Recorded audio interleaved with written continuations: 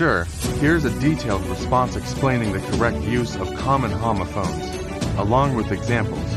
Which sentence shows the correct use of a common homophone? Homophones are words that sound alike but have different meanings and spellings.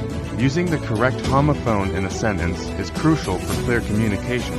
Here, we will discuss some of the most commonly confused homophones and demonstrate their proper usage. Common homophones and their correct usage there.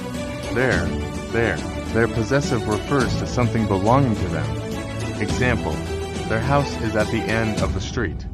Their adverb refers to a place or location. Example, the book is over there on the table.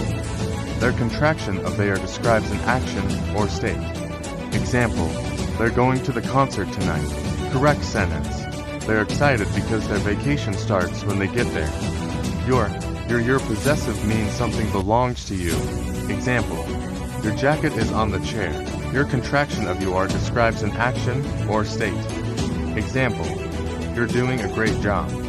Correct sentence, you're going to love your new car. Its possessive means something belongs to it. Example, the dog wagged its tail. Its contraction of it is or it has describes an action or state. Example, it's raining outside. Correct sentence, it's amazing how a tree loses its leaves in the fall. T2. The to preposition is used to indicate direction or purpose. Example, we are going to the park. To adverb means also or excessively.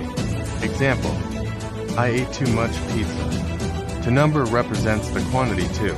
Example, she has 2 brothers. Correct sentence, I am going to the store, too, to buy 2 apples. Then adverb refers to time or sequence. Example, we went to dinner, then saw a movie. Then conjunction is used for comparisons. Example, my car is faster than yours. Correct sentence, if you finish your homework, then you can play. But remember, studying is more important than video games. Final thoughts.